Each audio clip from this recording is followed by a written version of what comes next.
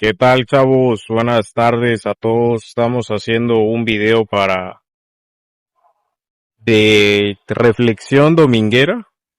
Hay que hacer los videos de reflexión dominguera. Ustedes saben que no los hacemos tan constantemente porque el tiempo nos come, nos está comiendo y hay que preparar los videos, hay que hacerlo. Entonces este video no está preparado. Es una reflexión que he estado analizando, que he estado haciendo en base a algunas lecturas y sobre todo la del manifiesto comunista, que podemos considerarla este video como la clase 2. Este video puede ser la clase 2 y lo voy a poner entre las reflexiones que hemos hecho porque me parece importante o prudente que se haga este tipo de reflexiones. Marx dice en el manifiesto comunista que solo existen dos clases sociales, la burguesía y el proletariado. Es lo que mucha gente ha entendido del manifiesto comunista y se han quedado con esa idea. La mayoría se queda con ese planteamiento, con esa reflexión que es quizás una reflexión hecha, sí es cierto, en un contexto histórico de las revoluciones de 1848 y que deberíamos tener ya más historia, más información al respecto y la tenemos, porque nuestra ventaja en cuanto a los textos que se han hecho de Marx es que nosotros ya vimos todo el desarrollo posterior al manifiesto comunista. Entonces, muchos se quedan con la idea, a ver, solo hay dos clases sociales, burgueses y proletariado.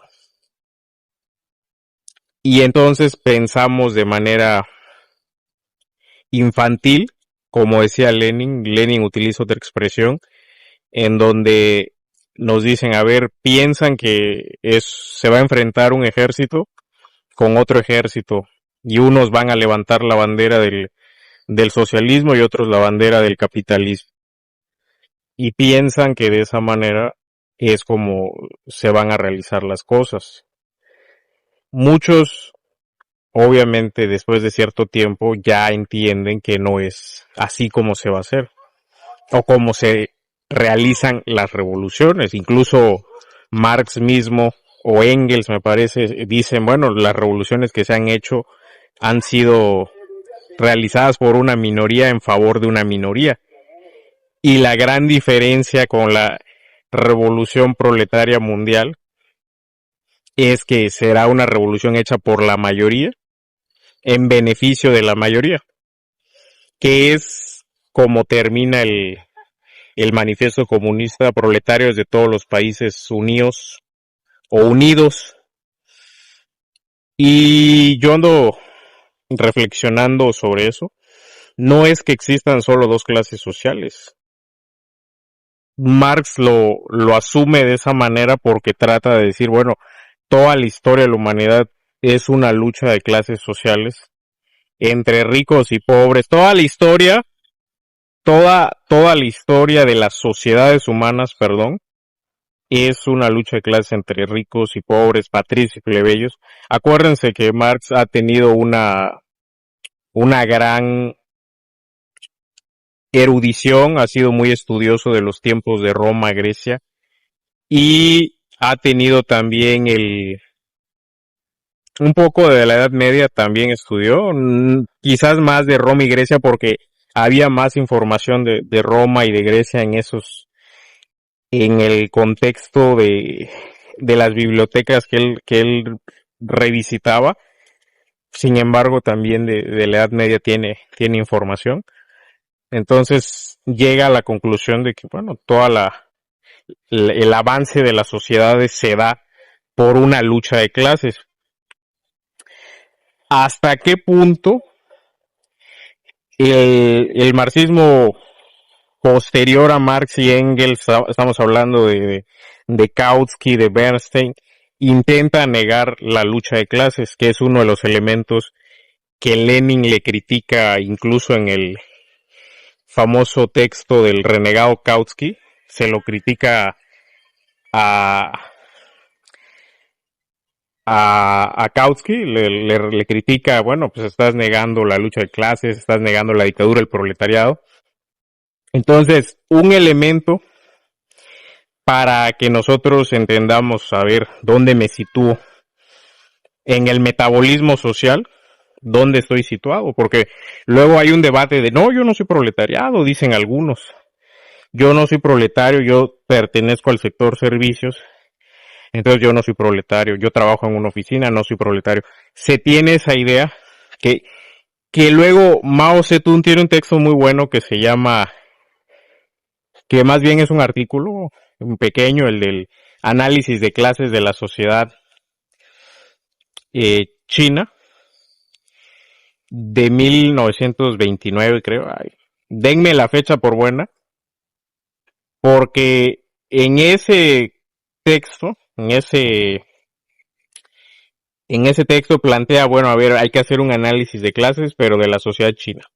Y entonces dice, a ver, hay una burguesía aliada al imperialismo, hay, normalmente la burguesía está aliada al imperialismo, hay otra burguesía que puede ser progresista, muy contados, hay una pequeña burguesía, hay diferentes elementos dentro de la sociedad, existe el proletariado, existe el campesinado, y existen semiproletarios, semicampesinos, existe la famosa lumpen burguesía, existen los desempleados, gente que no tiene trabajo, que no tiene, digamos, un trabajo remunerado, existe trabajo también semi-esclavo, existe trabajo también semi-feudal. Dentro de la sociedad existe todo ese cúmulo de elementos. Dentro de la misma sociedad existe ese cúmulo de elementos y nosotros tenemos que analizar la sociedad de esa manera. No podemos decir, a ver, claro, el hecho de que se asuma que Marx dijo que, a ver, el proletariado son los que transforman cierta materia prima, las manufacturas, la creación de la gran industria, es lo que produce plusvalor. Entonces, eso y el trabajo, pues, es una construcción material, porque Marx entendía la física como estamos en el asunto de que, a ver, nosotros tenemos que analizar la sociedad de clases en este sentido, hacer un análisis de clases de la sociedad mexicana. Y esa es la labor que tenemos, y es una labor muy interesante porque no es el mismo de edad de la economía mexicana o la sociedad que el que se puede dar en otros países. Podemos ver similitudes entre ciertos países,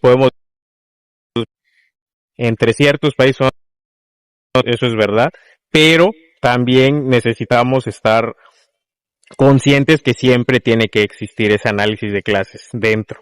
Entonces, no solamente podemos englobar y pensar, a ver, es que como el proletariado es mayoría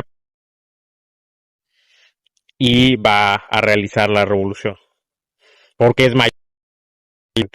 Ya el mismo Marx decía, bueno, si no está guiado por el saber y la razón, pues no sirve de nada una masa ahí, una masa muy numerosa, bueno, por eso es una masa, pero una masa ahí reunida de manera que no pueda ni siquiera establecer sus propios parámetros, me parece que es que no sepa hacia dónde va, que no sepa qué hay que hacer, entonces no nos sirve, aunque sea una masa, y por eso la mayoría estando sin conocimiento de causa, de lo que tiene que realizar, sin teoría revolucionaria, no puede aplicar cierta lucha, cierta resistencia incluso al sistema dominante.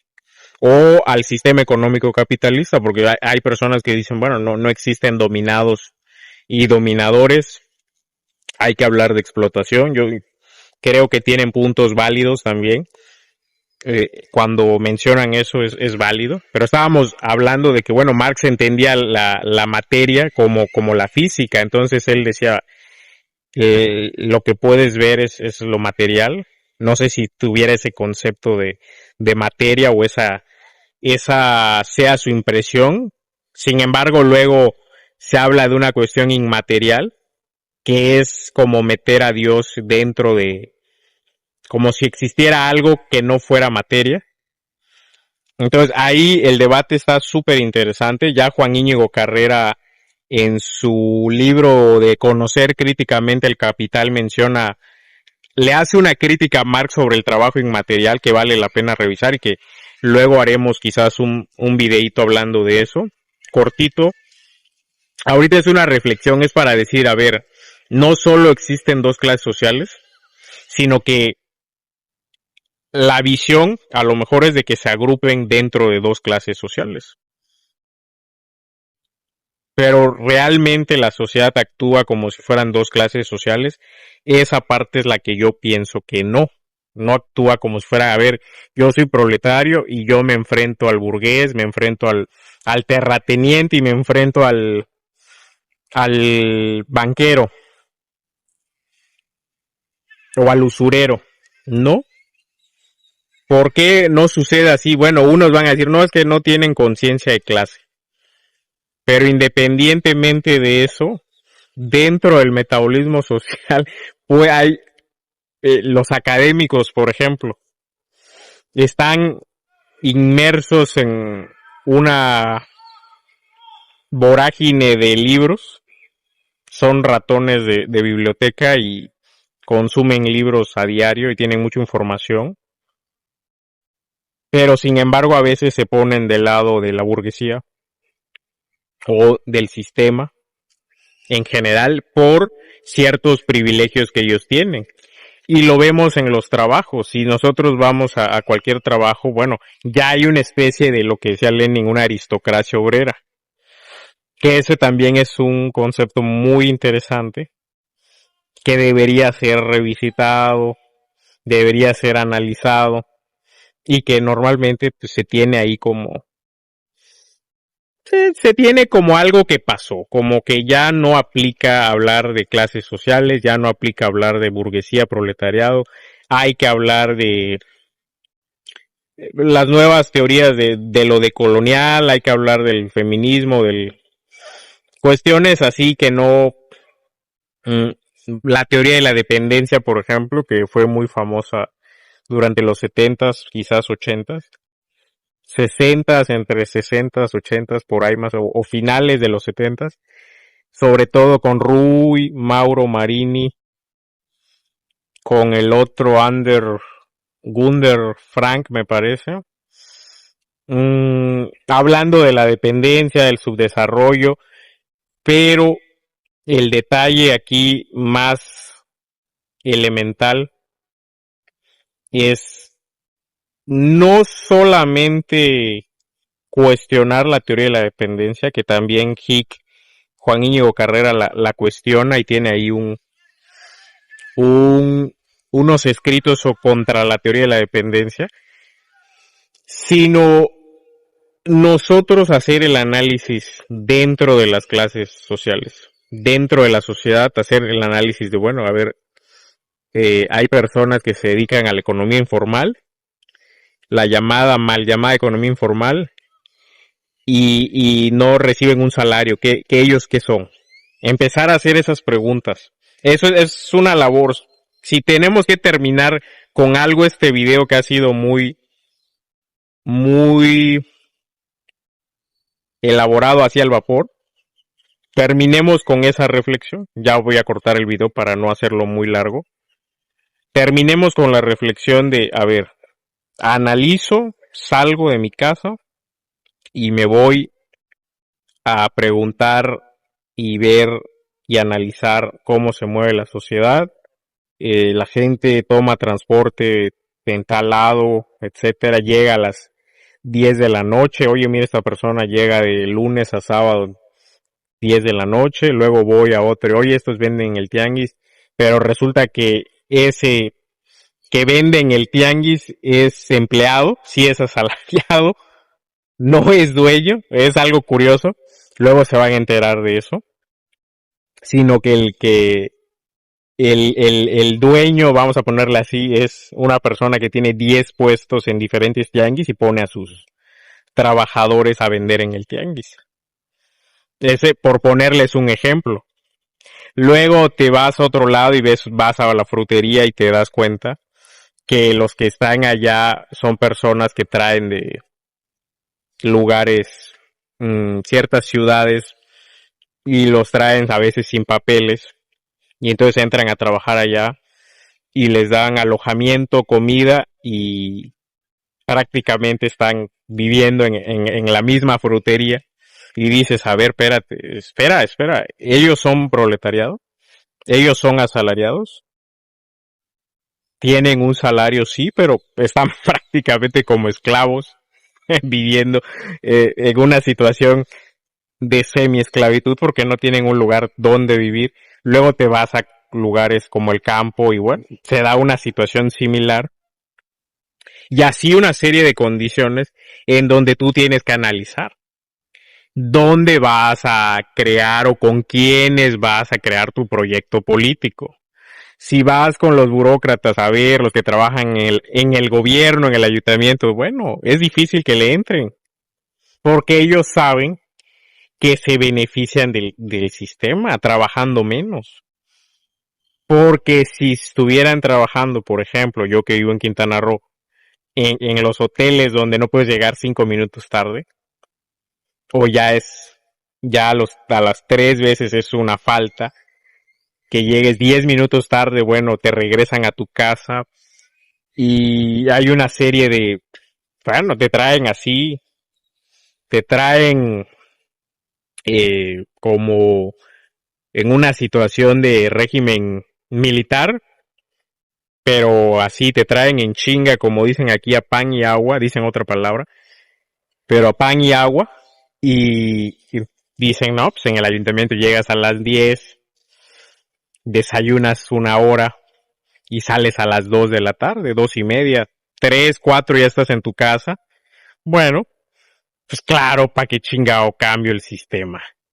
¿Para qué le voy a hacer caso a este loco que me está hablando de cambiar el sistema?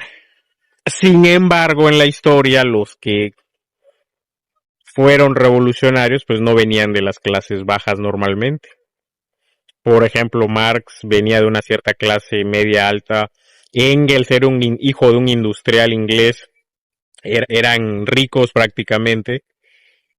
Y, y vemos también que no necesariamente hay que saber diferenciar. No es necesariamente que es rico, no va a estar en la lucha del proletariado. Hay que entender lo que no siempre pasa. Sí, hay gente que puede tener un nivel económico, no necesariamente ser rico, puede ser, en el análisis de las clases, puede ser rico, puede ser clase media, lo que se llama clase media, tener un, que bueno, hay gente que dice no existe la clase media, pero tener un ingreso razonable, ser más del salario mínimo, quizás 3, 4 salarios mínimos diarios o 5, y ahí puedes entrar en un punto donde te consideran clase media y apoyar la lucha del proletariado por su liberación. Sin embargo, no solamente es el sistema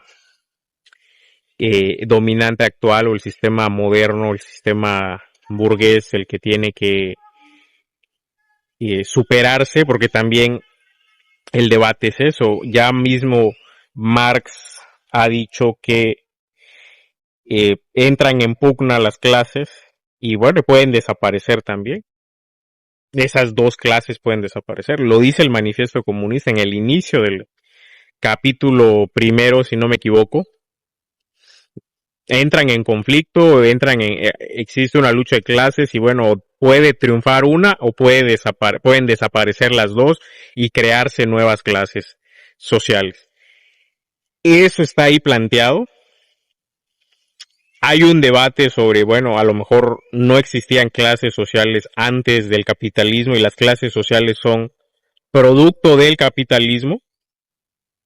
Ese es otro debate que también se está dando y se está analizando y que Marx lo analizó de manera de que lo que existía antes, bueno, eran castas y que no es lo mismo que clases sociales.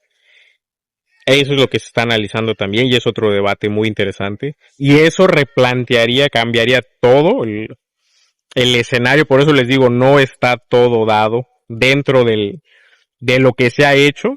No está todo dado en cuanto a la teoría marxista, sino que hay muchísimo que analizar y muchísimo que, lo que decía Marx, crítica despiadada de todo lo existente. Eso es lo que tenemos que hacer. Criticar incluso al mismo Marx, porque muchos lo ven como algo canónico, como la Biblia, y hay que utilizarlo. Ya está todo dicho, ya está todo escrito, ya no hay que hacer nada, solo hay que aplicar lo que dice el libro, como si fuera un manual. Muchos lo ven así, yo creo que no, yo creo que hay que criticarlo y superarlo, porque también el sistema capitalista es la superación de otros sistemas y el comunismo será la superación del capitalismo. El capitalismo porta en sí mismo su propia superación. Pues ahí se las dejo, chavos. Gracias.